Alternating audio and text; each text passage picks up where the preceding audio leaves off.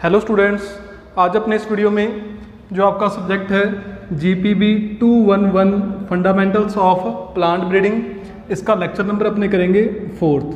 ठीक है, और आज के लेक्चर में अपना टॉपिक होगा एपोमिक्सिस, जिसे अपने हिंदी में असंघजनन भी कहते हैं। ठीक है, एपोमिक्सिस या असंघजनन। लेक्चर नंबर 3 के अंदर आपने सेक्सुअल रिप्रोडक्शन के बारे में पढ़ा था और आज अपने पढ़ेंगे एपोमिक्सिस के बारे में। ठीक है, नॉर्मली क्या होता है कि प्लांट्स के अंदर दो टाइप के रिप्रोडक्शन होते हैं, एक तो सेक्सुअल और दूसरा कौन सा, एसेक्सुअल, मतलब वेजिटेटिव। ठीक है, मतलब लैंगिक जनन और कायिक जनन। ठीक है, लेकिन एक है एपोमिक्सिस। देखिए, लैंगिक जनन में क्या होता है या सेक्सुअल रिप्रोडक्शन में क्या होता है कि मेल गैमीट और फीमेल गैमीट के फ्यूजन से, ठीक है, किसका फॉर्मेशन होता है, जाइगोट का फॉर्मेशन होता है और बाद में एम्ब्रियो या भ्रूण का निर्माण होता है। मतलब मेल और फीमेल गैमीट के फ्यूजन से, मतलब इनके बीच में फर्टिलाइजेशन होता है या निषेचन होता है, और उसके बाद में किसका फॉर्मेशन होता है, एम्ब्रियो का फॉर्मेशन होता है। ठीक है, जब मेल और फीमेल गैमीट का फ्यूजन होता है तो इस फ्यूजन के प्रोसेस को अपने एम्फीमिक्सिस भी कहते हैं। क्या बोलते हैं इसे, अपने एम्फीमिक्स। ठीक है, ऐसे अपने कहते हैं एम्फीमिक्सिस। लेकिन एपोमिक्सिस में क्या होता है कि मेल और फीमेल गैमीट में फ्यूजन के बिना ही, ठीक है, कि मेल और फीमेल गैमीट में फ्यूजन के बिना ही किसका फॉर्मेशन हो जाता है, एम्ब्रियो का फॉर्मेशन हो जाता है। ठीक है, और इस प्रोसेस को अपने क्या बोलते हैं, एपोमिक्सिस या असंघजनन। मतलब जब मेल और फीमेल गैमीट का फ्यूजन होता है तो उसे अपने क्या बोलते हैं, एम्फीमिक्सिस। ठीक है, और फ्यूजन के बाद में एम्ब्रियो बनता है। लेकिन जब मेल और फीमेल गैमीट में फ्यूजन हुए बिना ही, मतलब उसमें फर्टिलाइजेशन का प्रोसेस नहीं होता, निषेचन का प्रोसेस नहीं होता, और बिना फ्यूजन हुए ही डायरेक्ट किसका फॉर्मेशन हो जाए, एम्ब्रियो का फॉर्मेशन हो जाए, तो उस प्रोसेस को अपने क्या बोलते हैं, एपोमिक्सिस बोलते हैं। ठीक है, तो एपोमिक्सिस 2 टाइप का होता है, एक तो है स्पोरोफाइटिक और दूसरा है गैमेटोफाइटिक। इसके 2 टाइप हैं, स्पोरोफाइटिक एपोमिक्सिस एंड सेकंड है गैमेटोफाइटिक एपोमिक्सिस। स्पोरोफाइटिक एपोमिक्सिस को अपने बीजाणुद्भिद असंघजनन भी कहते हैं। क्या बोलते हैं, बीजाणुद्भिद असंघजनन। और गैमेटोफाइटिक एपोमिक्सिस को अपने युग्मकोद्भिद असंघजनन भी कहते हैं। ठीक है, तो सबसे पहले अपने पढ़ते हैं स्पोरोफाइटिक एपोमिक्सिस या बीजाणुद्भिद असंघजनन के बारे में। ठीक है, तो इसमें क्या होता है कि जब एम्ब्रियो का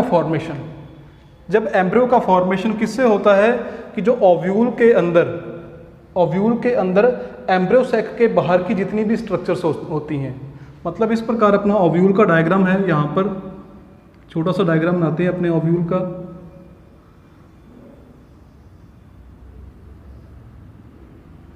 मान लो ये है अपना ओव्यूल, ये क्या था, एम्ब्रियो सैक था बीच में। ठीक है, लेकिन स्पोरोफाइटिक एपोमिक्सिस क्या होता है कि जब एम्ब्रियो का फॉर्मेशन या भ्रूण का निर्माण एम्ब्रियो सैक के बाहर में जो सेल्स प्रेजेंट होती हैं उनसे होता है। ये एम्ब्रियो सैक है, इसके बाहर कौन सी सेल हो सकती हैं, ये जो सेल्स होती हैं यहाँ पर, इसे अपने क्या बोलते हैं, इंटेग्यूमेंट या अध्यावरण। यहाँ पर जो सेल्स होती हैं उन्हें अपने क्या बोलते हैं, बीजांडका या न्यूसेलस। ठीक है, बीजांडका या न्यूसेलस। कि स्पोरोफाइटिक एपोमिक्सिस क्या होता है कि जब एम्ब्रियो का फॉर्मेशन एम्ब्रियो सैक से बाहर वाली जो सेल्स होती हैं, मतलब इंटेग्यूमेंट सेल या न्यूसेलस या अध्यावरण या बीजांडकाय की कोशिकाओं से होता है, तो उस प्रोसेस को अपने क्या बोलते हैं, स्पोरोफाइटिक एपोमिक्सिस या बीजाणुद्भिद असंघजनन। ठीक है, ये हो गया अपना। इसे अपने एडवेंटिव एम्ब्रियोनी भी कह सकते हैं, एडवेंटिव एम्ब्रियोनी या अपस्थानिक भ्रूणता। ठीक है, दोबारा फिर रिपीट कर देते हैं अपने कि स्पोरोफाइटिक एपोमिक्सिस या बीजाणुद्भिद असंघजनन क्या होता है कि ऐसा प्रोसेस जिसमें एम्ब्रियो का फॉर्मेशन कौन सी सेल से होता है? जो ओव्यूल के अंदर कौन सी सेल पाई जाती हैं? इंटेग्यूमेंट या न्यूसेलस, मतलब अध्यावरण या बीजांडकाय की कोशिकाओं से जब एम्ब्रियो का फॉर्मेशन होता है तो उसे अपने कहते हैं स्पोरोफाइटिक एपोमिक्सिस, जिसे अपने एडवेंटिव एम्ब्रियोनी भी कहते हैं। सेकंड इसका टाइप है गैमेटोफाइटिक एपोमिक्सिस। सेकंड इसका टाइप है गैमेटोफाइटिक एपोमिक्सिस, जिसे अपने हिंदी में क्या बोलते हैं? युग्मकोद्भिद असंघजनन। ठीक है, यहाँ पर जो एम्ब्रियो का फॉर्मेशन होगा वो कौन सी सेल से होगा? जो भ्रूणकोश के अंदर प्रेजेंट होती हैं या एम्ब्रियोसेक के अंदर प्रेजेंट होती हैं। ठीक है, एम्ब्रियोसेक के अंदर कौन सी सेल प्रेजेंट होती हैं? एग सेल प्रेजेंट होती है। एग सेल के साइड में कौन सी सेल होती हैं? सिनग्रिड सेल या सहायक कोशिकाएं होती हैं। बीच में पोलर न्यूक्लियाई होता है और ऊपर कौन सी होती हैं? एंटीपोडियल सेल होती हैं। ठीक है, नाम लिख देते हैं कि सेंटर में कौन सी होती है? Egg cell. एग सेल के साइड में जो दो छोटी सेल्स हैं इसे अपने क्या बोलते हैं? सिनग्रिड सेल या सहायक कोशिकाएं। और ऊपर वाले जो तीन हैं इन तीनों को अपने क्या बोलते हैं? प्रतिमुखी कोशिकाएं या एंटीपोडियल सेल।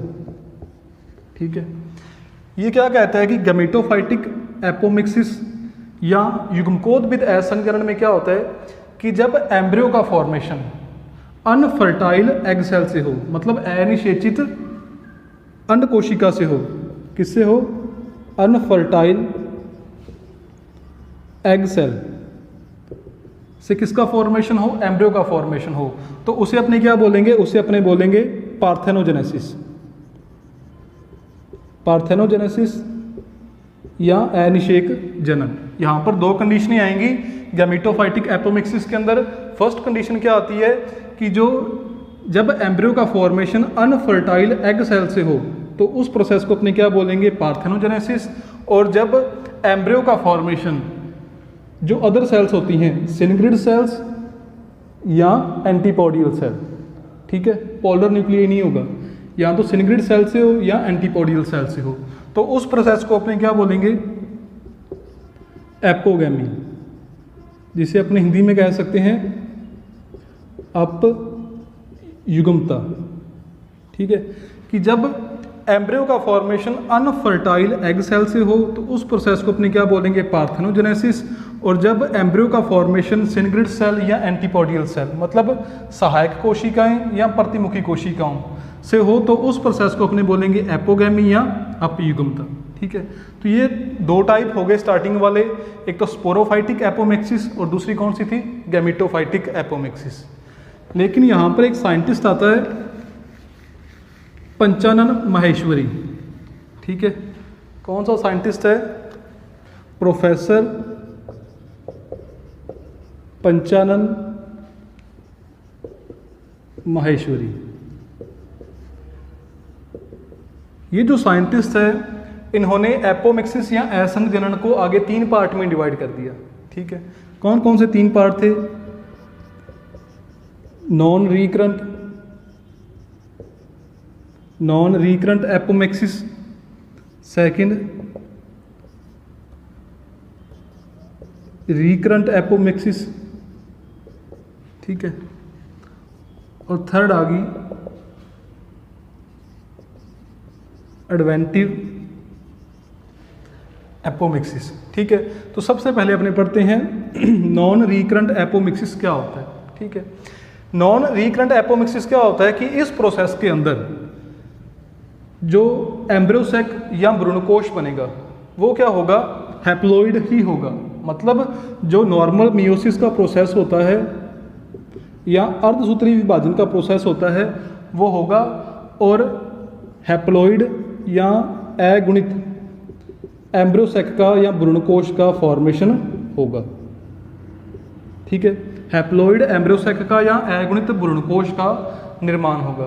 ठीक है, इस अगुणित एम्ब्रियोसेक की जो एग सेल होगी यदि उससे एम्ब्रियो का फॉर्मेशन हो तो उसे अपने क्या बोलेंगे?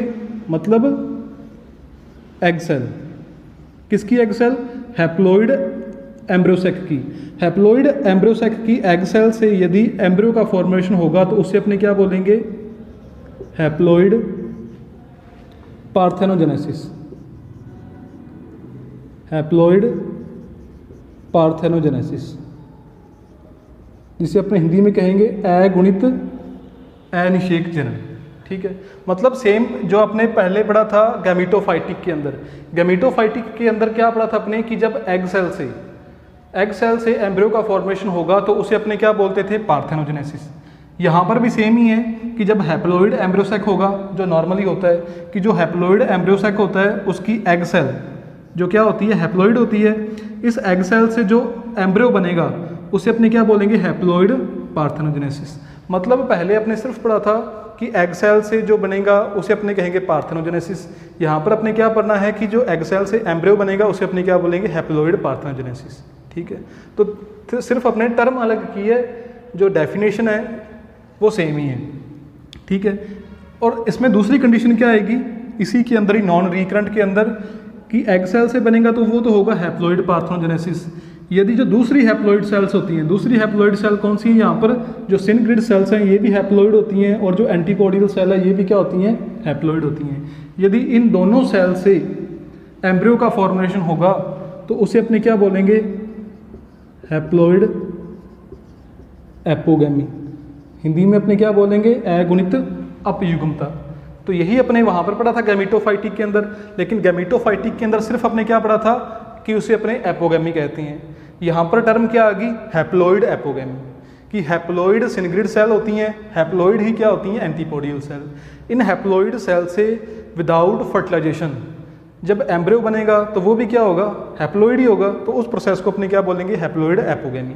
जब अपने गैमेटोफाइटिक के अंदर पार्थेनोजेनेसिस या एपोगैमी पढ़ेंगे तो वहाँ पर टर्म हैप्लॉइड नहीं आएगी, लेकिन जब अपने जो नॉन रिकरेंट एपोमिक्सिस आएगी इसके अंदर जब अपने पार्थेनोजेनेसिस और एपोगैमी पढ़ेंगे तो यहाँ पर टर्म कौन सी आएगी?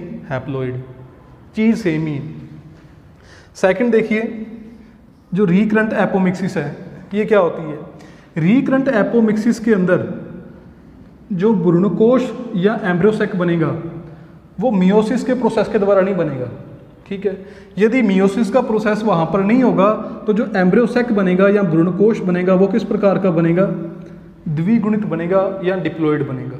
ठीक है, कि रिकरेंट जो प्रोसेस होगा इस प्रोसेस के अंदर एम्ब्रियोसेक के फॉर्मेशन में मियोसिस इन्वॉल्व नहीं होता। मतलब विदाउट मियोसिस ही किसका फॉर्मेशन हो जाएगा? भ्रूणकोश का या एम्ब्रियोसेक का फॉर्मेशन हो जाएगा। ठीक है, मतलब यहाँ पर जो अपना एम्ब्रियोसेक है ये वाला या भ्रूणकोश है वो क्या होगा? डिप्लॉइड होगा या द्विगुणित होगा। तो यदि ये डिप्लॉइड होगा तो इसके अंदर जो एग सेल हैं, ठीक है, या जो सिनग्रिड सेल हैं या एंटीपोडियल सेल हैं वो भी क्या होंगी? डिप्लॉइड होंगी। ठीक है, कि जब एम्ब्रियोसेक अपना डिप्लॉइड है तो इसके अंदर जो एग सेल हैं, जो सिनग्रिड सेल हैं, जो एंटीपोडियल सेल हैं वो भी क्या होंगी? डिप्लॉइड होंगी। तो सेम अपने वो प्रोसेस करना है कि जब इस डिप्लॉइड एम्ब्रियोसेक की डिप्लॉइड एग सेल से, डिप्लॉइड एम्ब्रियोसेक की डिप्लॉइड एग सेल से एम्ब्रियो का फॉर्मेशन होगा तो उसे अपने क्या बोलेंगे? Diploid parthenogenesis.